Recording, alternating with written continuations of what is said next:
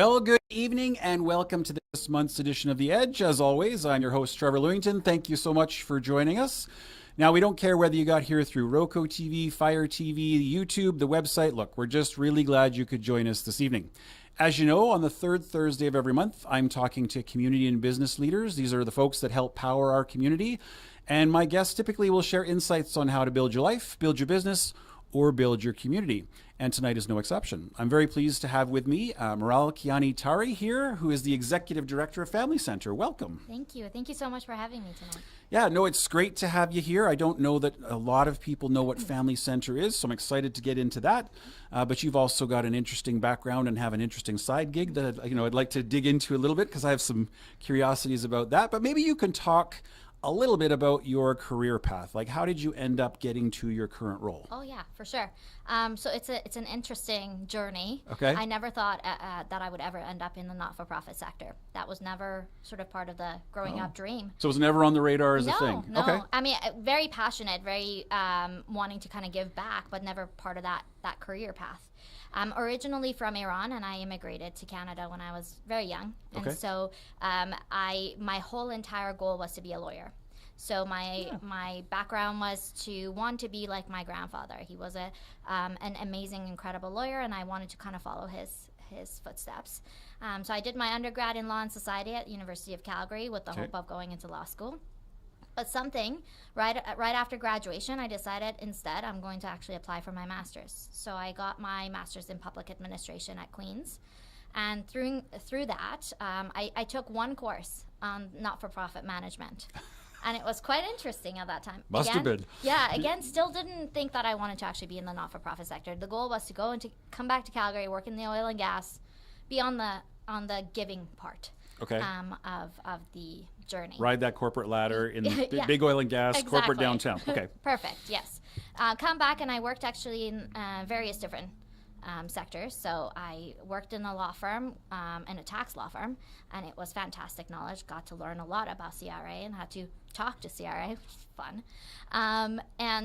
But prior to that, I actually got the experience of running my own business as well. So I was the first and franchise owner of College Pro Window Cleaning in Calgary. Oh, cool. And that was my second year in my undergrad, which was exciting yet terrifying. So ran the sole proprietorship. And then after that, life kind of got me into Lethbridge, moved for family into Lethbridge. Okay. And from then on, I started applying, and that's when I ended up in the not-for-profit sector. Ended up at the Lethbridge Food Bank first, and then the passion continued, and it's where I am now.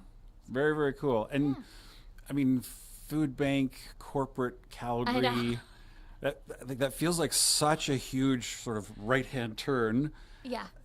Were you ever sort of doing that job and thinking, oh, how did I end up here? Or was it always so rewarding? Like, I'm just curious whether it reinforced itself. Did you always know, okay, I'm on the right path now? Or at the beginning, it was terrifying, but yes, and because I was really focusing on running it like a business, and that corporate piece came as that business mentality. And so, but giving back part of it, the rewarding part was when you saw what you did, the numbers, the impact that it was making. And it was soon that I realized that I wouldn't have got that if I was in the other career path. And so maybe I would have, who knows, but that was sort of then I felt like, okay, now I'm in the not-for-profit sector. Now I know so much about it, I have to stay in the not-for-profit. Right. Well, it is a very tangible impact, right? I think about my experience in not-for-profit and versus corporate. Producing products, making numbers, that's great. But I would imagine the food bank in particular, probably in your current job, you see the client and you see the change in their life before and after as a result of your work and your programs and your people. Yes, right? Absolutely. And I think the big part of it was the advocacy piece. I love to be able to advocate for a cause. And that piece really did sell me on being in that. But never, I tell this all the time that I never thought I would be. And I'm glad that I am, so. It's not to say I'm not, but it was a journey, different kind of journey. So, okay, very cool. So then the transition from the food bank to Family Centre. I mean, I would imagine there's some of our viewers that aren't familiar with what the Family Centre is. Can you talk a little bit about what it is, why it exists? Sure, for sure. Family Center is a not-for-profit in Lethbridge that's been around since 1994. Okay. It actually was a merge of two companies or two not-for-profits together to become Family Center, and the whole purpose is to provide programming, resources, and community connections to families, caregivers, children, youth. So we do a lot of programs on the spectrum of prevention and early intervention. So our focus is to capture those families upstream. So really focus on that prevention piece, investing in their resiliency, investing in building the family unit and building the family or the resiliency in the family so that they can, the children can grow in and having abilities to bounce back from setbacks a lot quicker, and being able to make decisions in more of a regulated and having those executive functioning skills quite enhanced. So we do focus on building the families and building our community, and in turn, when our families are healthy, we have a healthy community and we have healthy children. That really does make our community thrive, and so that is what Family Center does. We do a lot of different programs. We have about 35 to 40 different programs per quarter. It's a lot. And they range from universal programming, so that means drop-in play programs where people can just come in and their kids play as they're interacting with one another. That's really important for kids to build that serve and return, or be able to actually engage with another child, and they build skills that way. That's socialization and interaction. Exactly, and parents get to do that as well. And there's so many natural support systems we have seen created in these environments where we've seen parents say, well, I did that. And then another parent be like, oh, great, I'm going to try that. And being able to actually peer support. That way. And then we do have registered group programs. So register would be focused particularly on maybe a skill itself. So it could be things like baby sign. So being able to actually teach or learn those baby sign language and understand what the baby actually wants, or communicate that way. Or it could be a SPLAT program, which is a sensory program, and it's a messy play. So it will be kids doing the messy work at Family Center and not at their own home, which is really great for their brain development. There's a definite bonus, yep. Yes, and it's really great for their brain development. So it's a lot about how our brains are continuously building, and it's just we're adding those tools and we're adding those supportive boxes in their brain to be able to actually get them to have a very healthy, supported brain. So those are the registered play. We have group programs, so things like anxiety, being able to navigate anxiety in teenagers, or Worry Dragon, which we offer inside school systems, various different schools, and that is exactly anxiety for grades 2 and 3. We don't like to use the word anxiety itself, but it's navigating emotions and giving them the tools on how to identify the emotion, how to navigate it, what are some of the tools that they may need. And then the parents have a parent portion in that, which is wonderful because they get to see what we use and use the same language at home. And they can reinforce it and they can leverage the same thing. Exactly. So there's a lot of those type of targeted programs. And then we do have individual one-on-one parent support. So we have parent coaches that focus on all aspects of parenting needs. So a parent might come and say, I am having a lot of trouble with my kids' tantrums. I don't know how to handle it, and I think I'm just going to blow up. I'm losing it. And we have one-on-one. They can have one-on-one with a parent coach. It could be a one-time. It could be a multi-session. It could be a few. The parent coach kind of follows along with the participant as long as they need that support.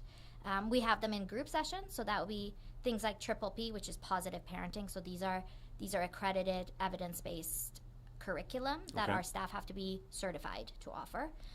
And there are different levels, and they do these group programs that run 8 to 11 weeks, and they can actually support in various different parts of managing different parts of parenthood. And then we have more intensive. So that will be our family success coaches, where they might take a family on that presents with a bit more risks and barriers. So the goal is to navigate them either away from the children's services intervention, or if they have been involved and they are now out, is to build that support system so that they can actually thrive. And so our family success coaches usually take on a client for about 9 months and set goals and be able to support them. All of our programs are trauma-informed and strength-based. Okay. And we focus on what the client itself wants. So it's not about what we say. It's about, well, let's identify your strengths. Let's identify where we can actually build on those strengths. And what will actually help you. Exactly. Okay. Exactly. And one thing I say this before is that sometimes when we look at, there's a resiliency scale, and it's through the Alberta Family Wellness Initiative. It's the brain story, and I'm not sure if you're familiar with that or not, but all my staff, and including myself, are brain story certified. So we have that certification of understanding how the brain is developed and how different interactions really build on the health of the brain, and can build that resiliency from maybe the adverse childhood experiences that some child may have encountered. And through that, there is a resiliency scale. So it's like a fulcrum. It's like a seesaw, or right. And there's one side where it's the green boxes. So those are the support. Those are the healthy boxes that they can identify in their home. And the red boxes are those toxic stresses that they have gone through. And so the goal is to add more on the green. You can't get rid of what they have already gone through. And to add more green and maybe build on their skills where that fulcrum is going to tip. Stay balanced towards the green. Exactly, Okay. more resilient. So that's what we want to do, is build on those green.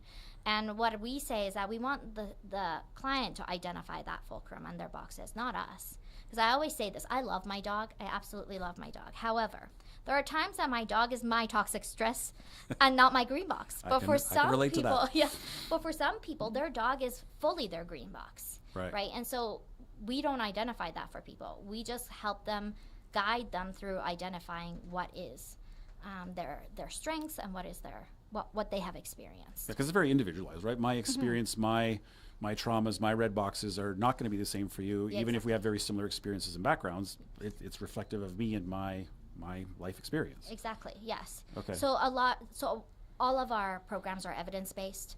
All of our programs are, all staff are trained specifically for those programs.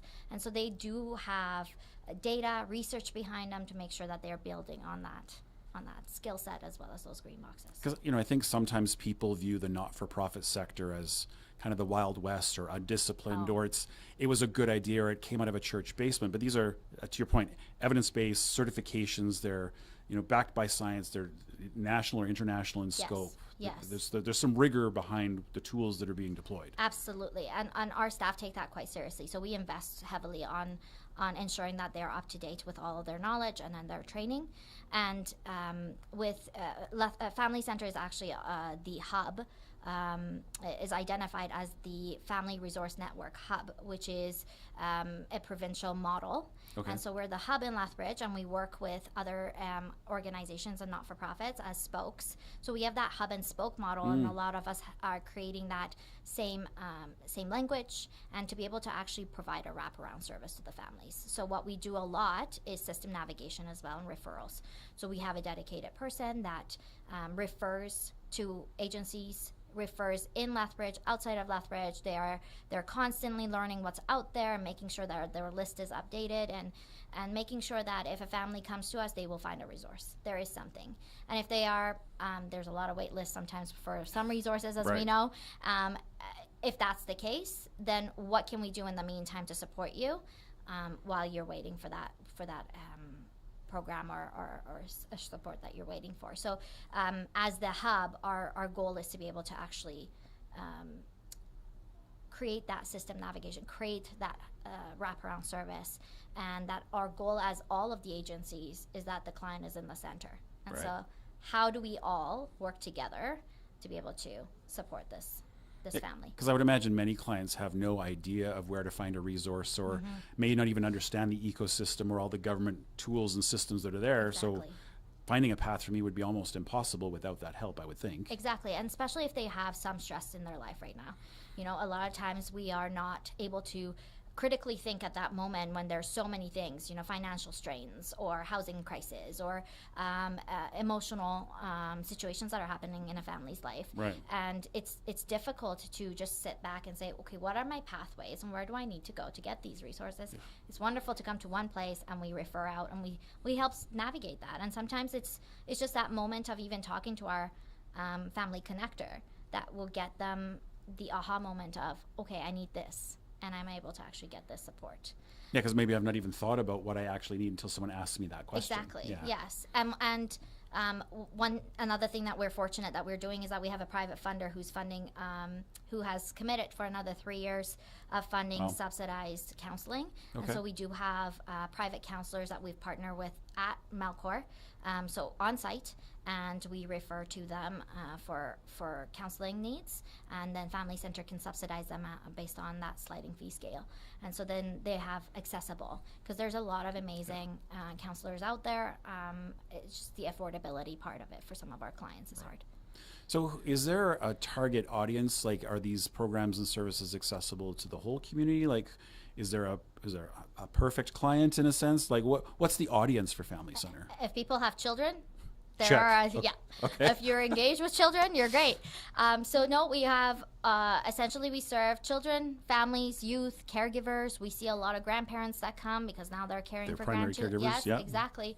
And we do have, you mentioned, we have 3 sites. We do have 3 locations. We have our main location in Melcor, and then we have our west side location that's inside Coalbanks Elementary, and our north side, which is inside Interfaith Food Bank. They are a bit unique. The one on the west side and the downtown kind of mimic the same programs. Okay. The one on west side has the access to the outdoor, so they do use a lot of nature, and they do nature play and things like that. That changes it up a little bit. It's harder to do downtown. Yes, exactly. From Melcor Center, yes. Yeah. And then the north side is our actually community kitchen. It's our cooking programs. So okay. it's TIC, and it's a partnership with Interfaith Food Bank, and it is to provide those cooking programs to not just adults, but we do to youth, we do to children.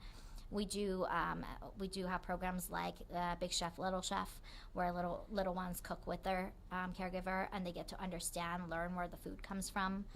So there's a lot of building skills. They build how to budget, how to measure. They learn how to socialize. There's a lot of that piece, and then through that process, again, staff there are trained parent coaches as well. So if they see a parent that needs an extra support, they're able to take them on. So it's a really, it's 6 stations, so it's more intimate, and they get to actually build more of a community. That's really great. Mm-hmm.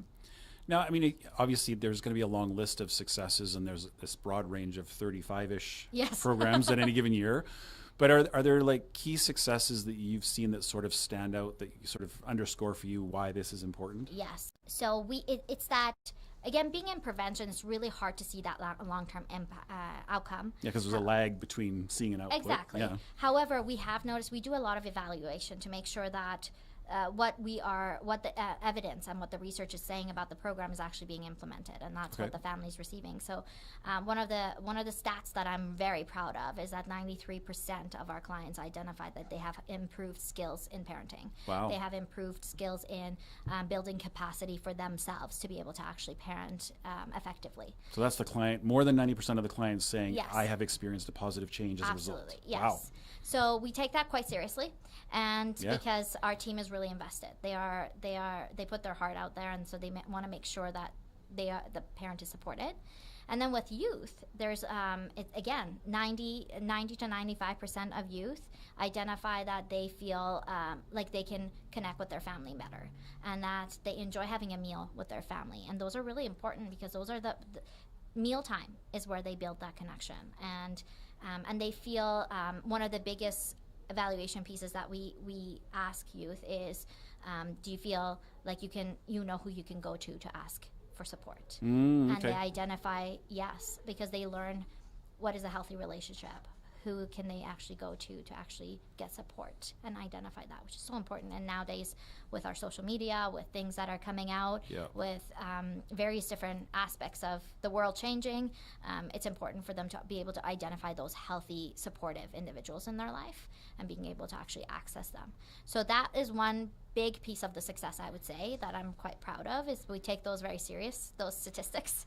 The other piece is, ever since I said COVID, and I dislike using the word COVID. I'm 100% with you, but it is a good timeline benchmark. It is, but ever since COVID, the divorce and separation rate has increased by 60%, and so it has drastically gone up. And Wow. and our calls that we're getting in are a lot of navigating those waters, and again putting children first through those situations. So one of the things that we're really proud of this year is that we have one staff that has been trained and certified as, we're changing the name because it's called divorce coach, but people misunderstand divorce coach as in like we're coaching you to get a divorce. No, or navigate the legal process, not our function. No, it's to navigate essentially what's happening. So the separation and divorce part of it is it's navigating the all emotions, that, exactly. The stress, how to communicate effectively, how to what is the best way, and things like that. And it's more of a support to the system essentially, and being able to actually create these capacity where it's not so tumultuous at times. And so that we have it's been a long journey that we wanted to do that, and we are very, very proud to be able to have I can't say we're the only one. I don't want to, because I don't know if there's somebody else that's doing it in Lethbridge, but as I understand, there are not many to be able to actually navigate those and timely for this period of need where that's a real tangible thing that's required. Absolutely. And the staff who is certified, she's been at Family Center for 25 years. So she has seen and navigated through all the community needs, and she's such a big advocate of being able to provide that support. And with a funding that we received as well, we were able to create a program that complements it called Rooted, which is an 11-week program going through all of the emotions, how to actually parent through those separation and divorce, and then which leads to the blended program where we have a specific program for blended families, and how that's different as well, how to navigate those waters, because that could be different if there is different routines that are coming together, children feeling differently, and how to navigate those. So we are proud of that. Is one of the successes this year. And then one thing that there's a lot of successes. Can you tell? I just keep listing now. Again, I think it's important to underscore that these programs are integrated. They ladder together. That one success begets another. I think that's what I'm getting from you. And we want to continue being the leaders of what we do in the community, and so that is something that our team takes very seriously. And so being able to provide those really high quality, accessible programming to families, that's something that we are always proud of and try to be more successful in. One thing that I had, and I hope that's okay that I'm just kind of adding more. One thing that I failed to mention was part of that FRN, that Family Resource Network. We also are a spoke agency of the Indigenous Family Resource Network Hub. So we do have a specific program and department for our Indigenous program. It's called All My Relations.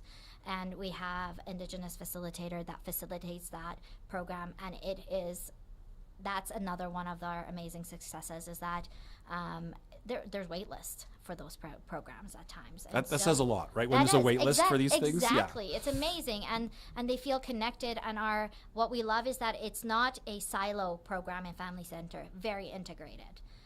All of our programs are very much integrated with one another, and so AMR is really our Indigenous facilitator goes and does Worry Dragons in the schools, and other facilitators come too, and they work so closely together, and it's such a great success to see that. And that one of the things when I sit in the bird's eye view is like seeing the staff jump in to help each other, and they're all trained in all the programs, and so they're able to, if somebody's sick, they just cover it off. Oh yeah, it's amazing. It's wonderful to see.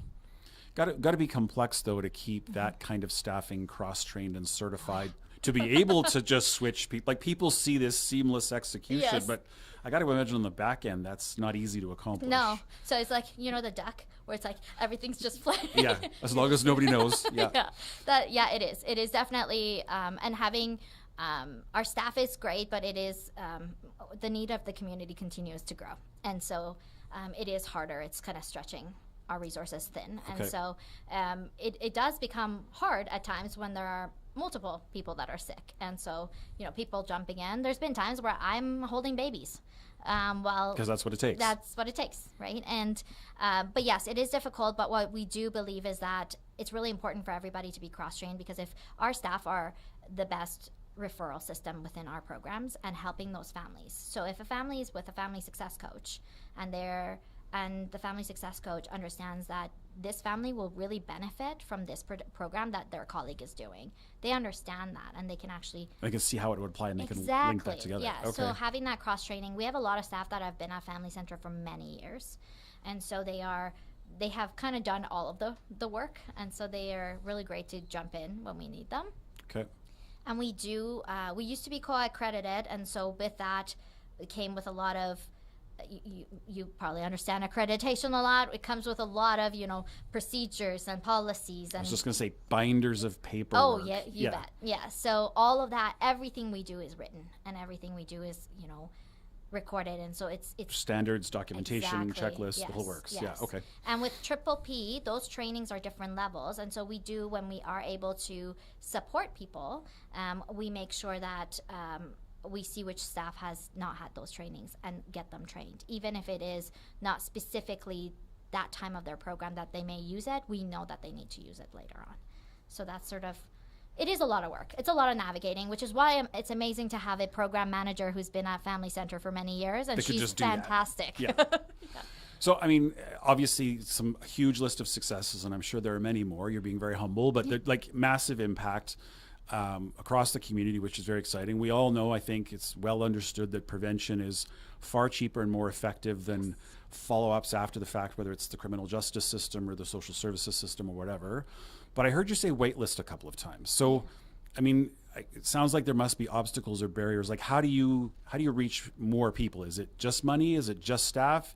Is it like what prevents you from helping more people, I guess? It's funny. Well, I would say probably most not-for-profits will tell you funding is the biggest challenge. That's always the first answer. That's the first answer. Funding is. Funding that meets and reaches the needs, right? So our complexities continue to grow. Our families are more complex now. There's a lot more needs that need to be met. And with that requires more time. Our staff require to give more time to these families. But also it's growing. We've noticed that our numbers keep growing, and mentioned waitlist, and there's times where we have certain programs that get capped or they get booked within the first 10 minutes that they're open, and so then we try to put in another one, but it requires staffing to be able to actually do that. But yes, funding that meets the and I want to put in like unrestricted funding, and those are amazing. if you can give me money that I can just run the program, do with what I need to, there'll be abundance of programs that we could do, and and sometimes those restrictions are a little hard to navigate. I understand why they're there, but they are a little hard to navigate. So those are some of the challenges. Some of the other challenges is that we are, as a community, we are a reactionary community, and it's not unique to Lethbridge. I think it's many communities, and so we tend to jump in to intervene. So again, like you mentioned, it's less costly, it's more impactful if we invest in the prevention piece. Let's get in front of that. Exactly, catch upstream and make sure that we are investing in our future, and that is hard to sometimes portray because the numbers are long-term. The outcomes are long-term. They're not an immediate outcome. So those are the challenges. The other challenges where they're just becoming more complex. So families' needs are more complex. So what does that mean? Because I hear complexity a lot, but for the average viewer that may not understand that term, is that stacking of issues, or just like the issue itself is more complex? At times, it's stacking of issues. So it could be it's a single parent that now is facing financial strain, housing crisis, and we're not in housing, but then we're navigating, helping again meet their immediate needs first. Because if we help this parent right now in their parenting support, their mind is like, what am I going to do tomorrow? Where am I to live? Exactly. Okay. So we have to the complexities come because we can't do our work until that piece is handled. So you have to help solve that in order to do what you need to do. Okay.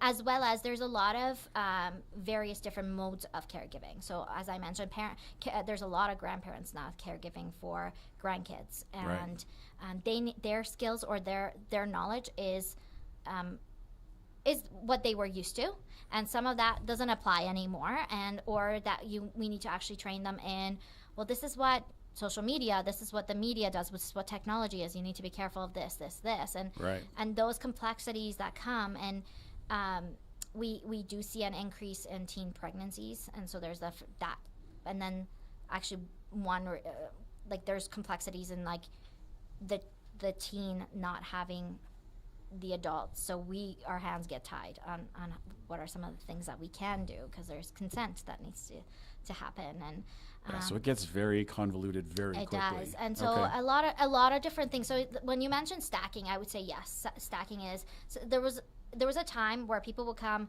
and say tantrum is our biggest problem. I need help with this one thing. Yes, and now it's like, well, this one thing, why is this one thing such a big deal? And then when you actually open up, you see all these other problems that are happening, and then you understand, okay, that's why you're stretched thin, and so that makes sense. Tantrums is the symptom, but here's the 12 root causes that underlie. Exactly. Okay. So there's that complexity, and sort of again navigating the difference. AI, it's becoming still hurts my brain, but yes. Yes. So AI is like something that we're all going to have to live with, and we are going to have to understand how to live with it and how to ethically use leverage it, and live with it. But the problem it creates is young people have no idea sometimes to differentiate between what is real and what is not, and who is talking to them and who is not. And those are some of the other complexities, and our staff need to be more trained to be able to actually support them that way. Yeah, you got to stay ahead of all of those trends and stay ahead of all of those things. Now, I'll come back to the funding thing. This week, you're coming off a very successful fundraiser. I think it was a golf tournament, if I'm right? Yes. So how important is fundraising to the operation? Is that increasingly a focus? I mean, I'm guessing as someone who's in municipal government that government funding has sort of continue to decrease across the board. So are you having to fill that gap, and is fundraising now a bigger part of your job? Yes, I would say so. We are, how Family Centre is funded is typically by holding a lot of contracts. So we do hold contracts with government levels as well as private foundations, but fundraising is something that we are really relying on filling that gap and being able to meet the increased needs of the community. And again, having the community be part of building their own healthy community. That's really important too. We should own the solution collectively as a community, right? Yes, exactly. And so we did have a really successful golf tournament. It was fantastic. The wind was winding. It was Lethbridge? It was Lethbridge. However, it was the community was just fantastic. We had amazing golfers and sponsors and donors, and it was a really great day. But Family Centre really wants to focus more on that fundraising piece, and we do have two big events, as you know. Our holiday soiree is another one in November. Might have been the MC for the last one. Yes, wonderful. And that is another big one where we engage the community to be part of. But one thing we like to say is that we like to actually give back to the same way. So Family Centre gives back that way too. So we participate in other not-for-profits fundraisers and being able to support them, but as well as being able to create an event where people are enjoying themselves. A golf tournament, a holiday soiree is something that they get to actually, it's an experience and not just constantly asking, which I understand can be, it does become a pressure on our community for sure, because there's a lot of us and we all need the money. So everybody's asking. Everybody's asking for sure. But yes, that is how we try to fill that gap. Okay. Yeah, and I will confess to knowing about Family Centre, but until I sat down with you before the last soiree, not really understanding what it is you do and the scope and scale of the organization. I mean, I'd seen the logo, probably walked by the actual space in the Melcor Centre a couple of times. It never connected the dots. So I would imagine those events just help educate people too. Yes, absolutely. And one of the biggest things, and I'm glad that you said that, is I wanted to emphasize that the programming, things like drop and play program, they're not, a lot of people just think, oh, that's just play, and they're just playing. Well, that's actually really important there's research, there's evidence that says that interaction can create so much impact in the brain development that makes that child make better decisions down the road. So it's not just play. And as adults, we need to play because our brain needs to constantly be active, and so that we can live longer with a sharp brain. And so that's really important too. So it is, those fundraising opportunities are for us to educate and also talk about what are some adverse childhood experiences. Those are those toxic experiences that children go through.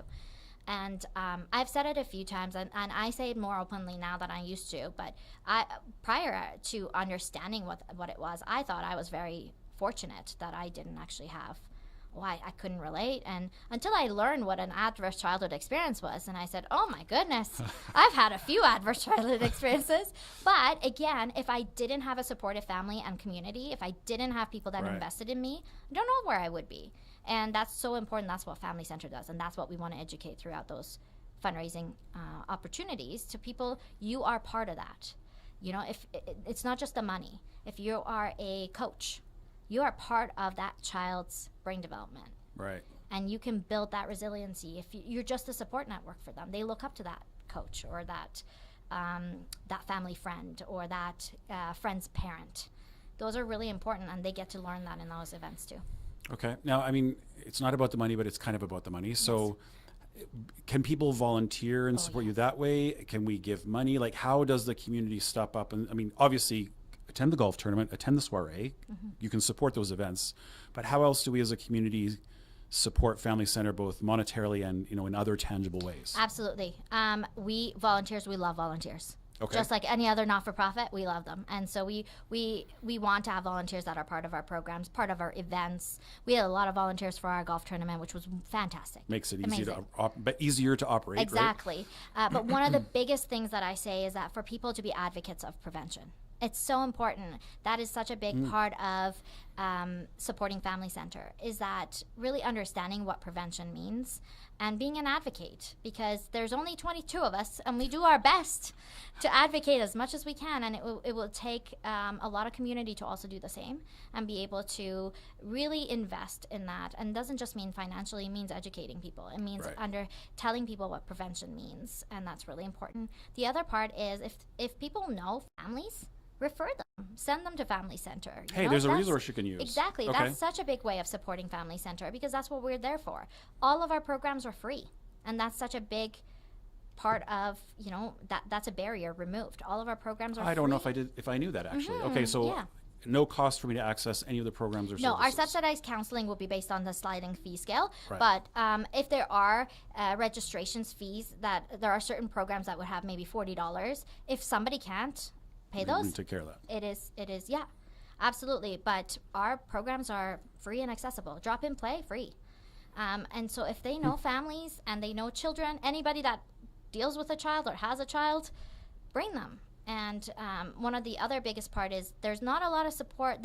There wasn't a lot of programming support in many communities for fathers and father figures.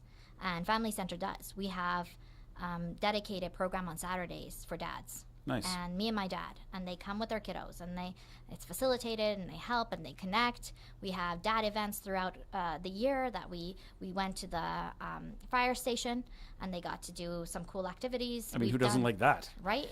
I wanted to go. Fire trucks, hello.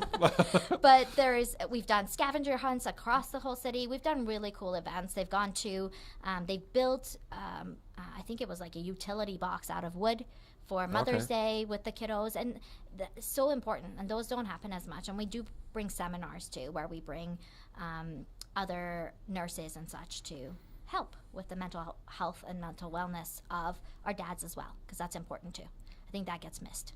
Okay, well, let's shift gear, and I would agree with you. I think dads sometimes are the forgotten. Yes. There's a lot of single parent families, but it includes men. Yes, right? Absolutely. I want to shift gears a little bit and focus a little bit more on you. I mean, we talked a lot about Family Center, but your role as executive director, I mean, I had a comparable role for a very different not-for-profit, but I feel like I was chief cook and bottle washer. Yeah. Is that universal? Is that a universal truth? It is. I would say jack of all trades. Yeah. Yes, you bet. Like I said, if I need to hold a baby, I will hold the baby. If the bathroom needs to be cleaned, I will be there. Okay. And I'm turning. There we go. That's okay. There is, what I always say is that I would never ask something from our staff that I wouldn't expect myself to do. Right. So being able to lead by that, so being able to actually do the work and then that automatically gets people to be involved and do the same work as well. So yes, I do accounting and I do IT, and I don't know anything about IT, but I do my best to figure it out. And we do have a really great support that will help us. But those little day-to-day things that you don't want to call. Stuff comes up, right? Absolutely, but one of my my honor is actually that to lead such a caring group of team that put literally their heart out for the community. And so that is what I do, and being able to create an environment for them to be able to create the capacity for them to be able to actually serve the community, and being able to be the advocate of not only the families we support, but our team as well. Right. I say I will always have their back, and being able to advocate on their behalf, on the family's behalf, being the liaison between government levels and family center and the community and different aspects, and just being there. And one thing that family center, and maybe I'm biased, well, I am, but it's also something I'm proud of, is that we're like family.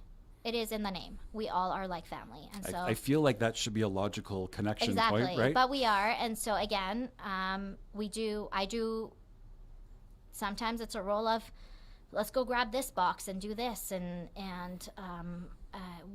we step in and help each other throughout the whole process. So that is, I don't know if that was what you asked, but that is my role. I just don't know what it is. Yeah, I mean, a Jill of all trades, right? I mean, there's so many things that fall into leadership, but I think you nailed it.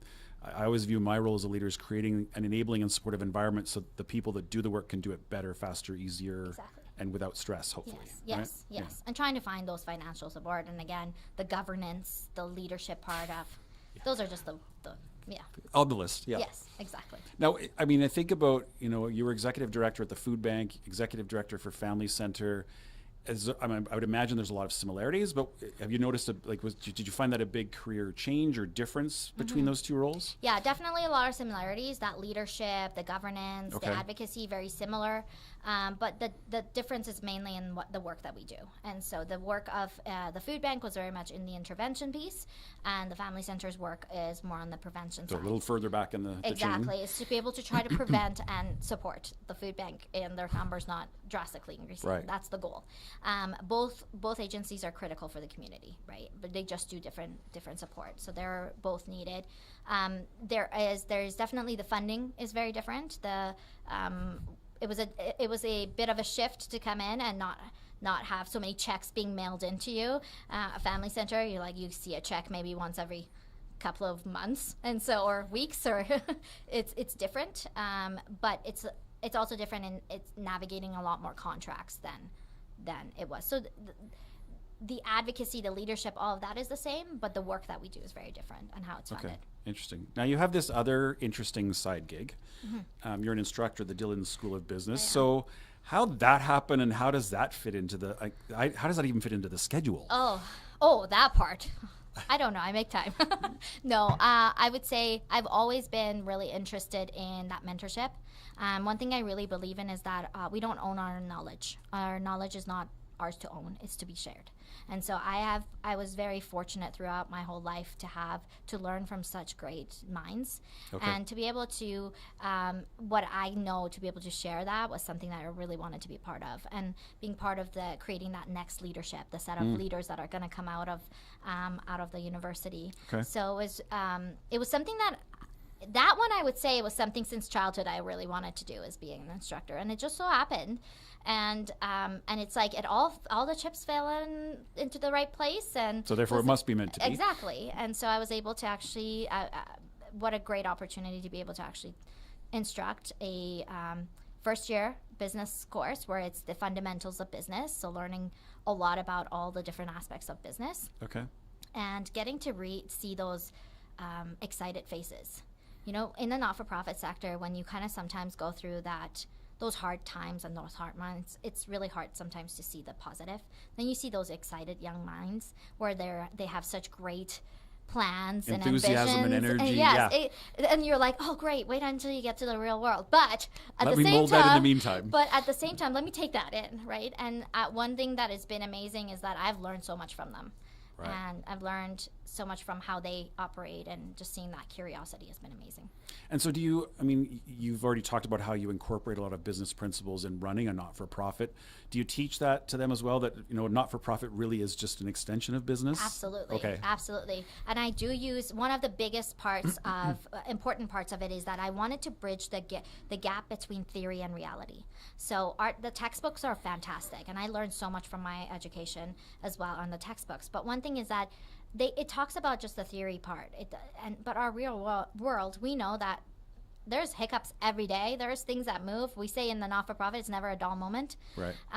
And being able to bridge that gap, and that's one thing that I wanted to do in that classroom, and giving them real life examples. And sometimes it would be from my day. I would be at Family Center, something that would happen, and I would come in and be like, well, guess what? This is what you would have to do in this situation like this. But a not-for-profit has to run like a business for it to actually succeed. Right. It is a business. It's just a different format of a business. And if it doesn't have that, it won't be able to thrive. And they are, and I do teach that to them, that the not-for-profit sector is one of the largest employers. And it does. A lot of people don't understand or realize, right? Yeah, and it contributes heavily to Canadian GDP, and it builds the economy. And it is, yes, it takes a lot of donations and sponsors and support, but it employs people. It contracts contractors, IT, bookkeeping. It is providing a lot of that give back as well, and people might not see that.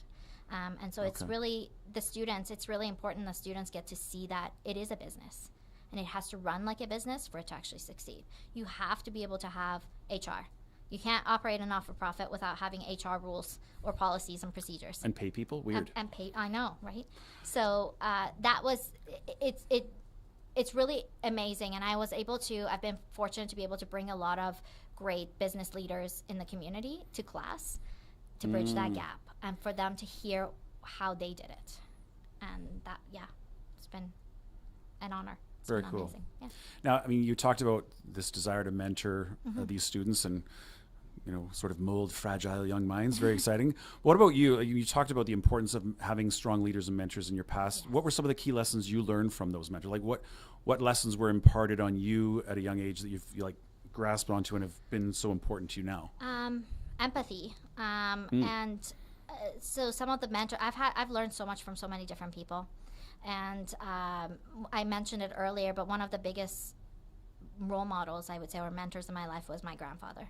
Right. And I think it wasn't him directly telling me what to do or how he does it. It's just by watching him and watching the respect that he got from the community and watching the way he treated. It didn't matter. At all times of the day, his door was open to anybody.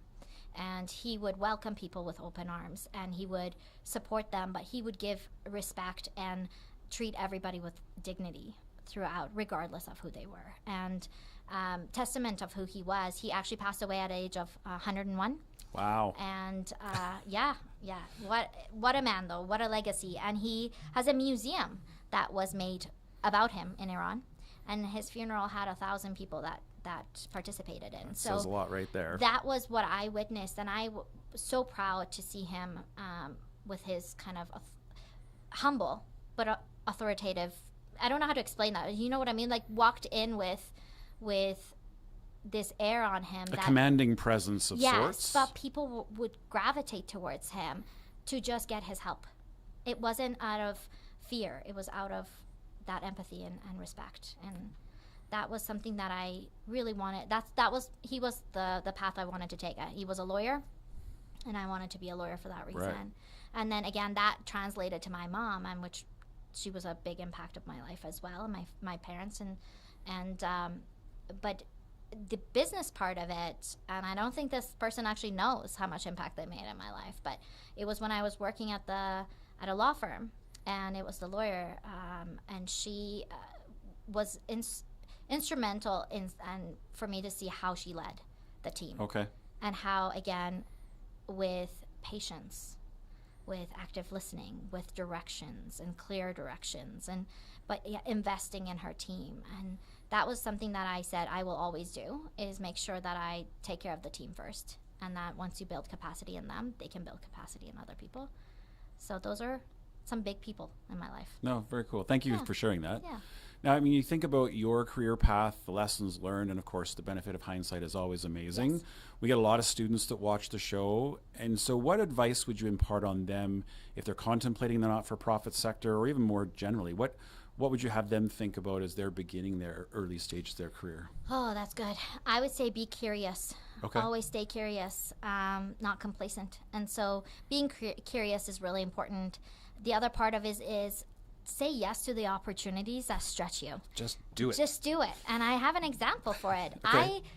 Second year university, I signed up. Don't ask me why. Don't ask me how. Signed up to run the first franchise of window cleaning in Calgary, of College Pro window cleaning, and Because why not? why not? A second year university, 5 courses on. I got nothing else to do. I have another job too, and I'm deathly afraid of heights, and public speaking was not my forte at that time.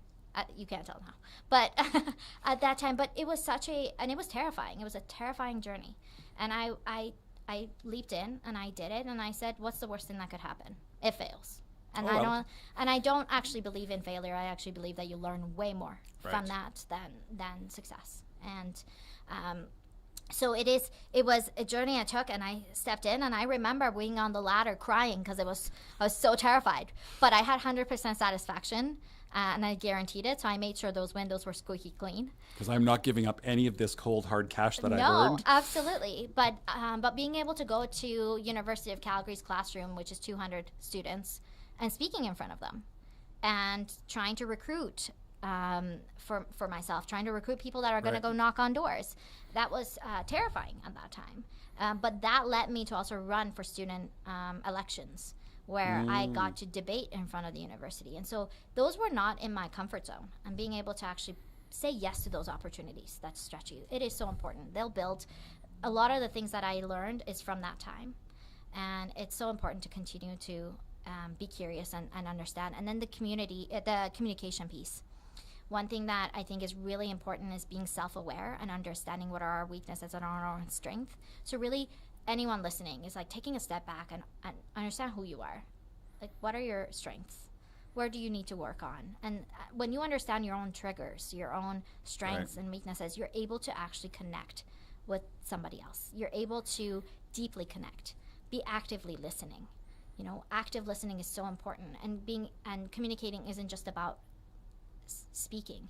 It's about being able to be silent at times and just listen to what they're saying. So those are some of the things I learned, which were really helpful. No, thank you. Those are powerful lessons and obviously well applied.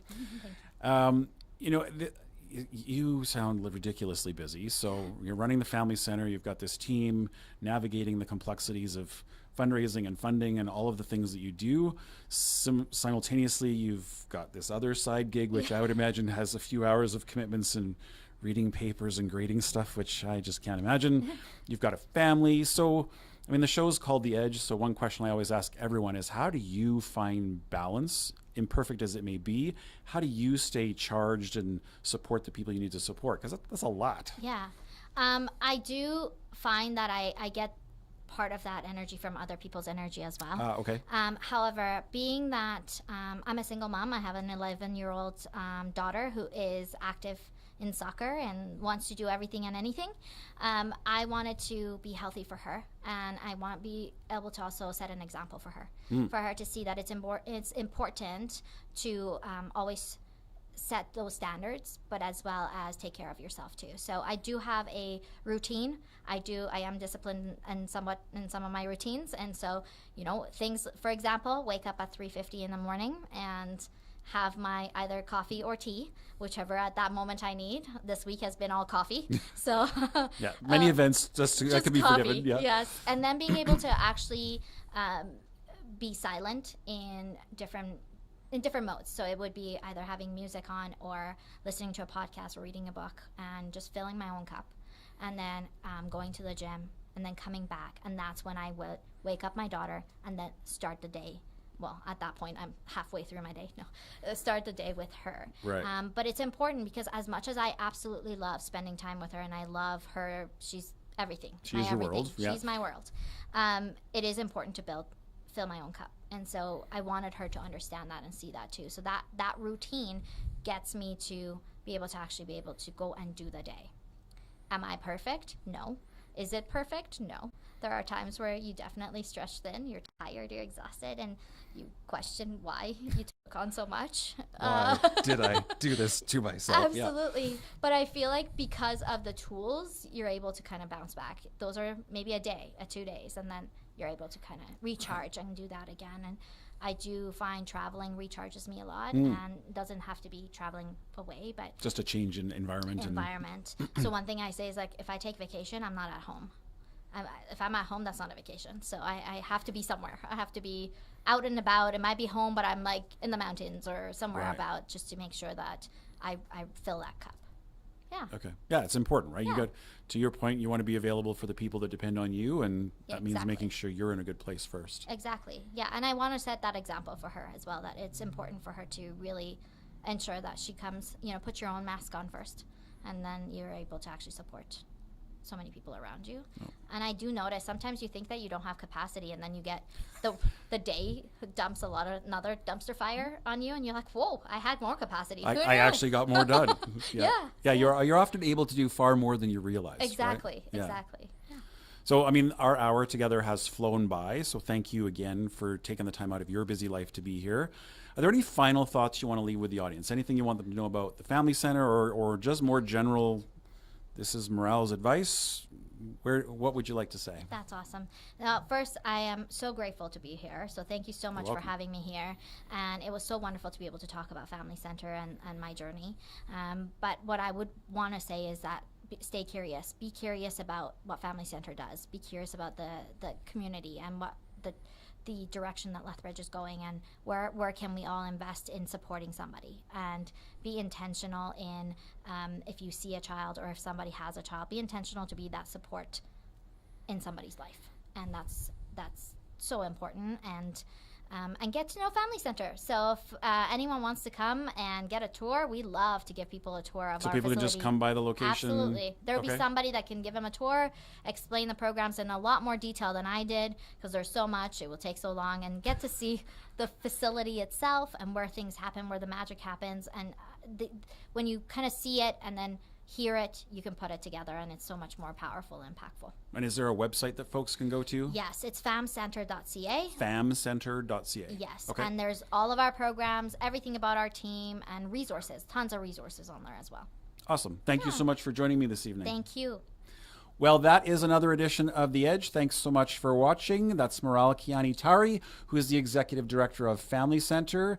You can check out their website. You can stop by their locations. But let's figure out Lethbridge and beyond, how we support them to do more of the great work that they're doing. Thanks so much for joining us.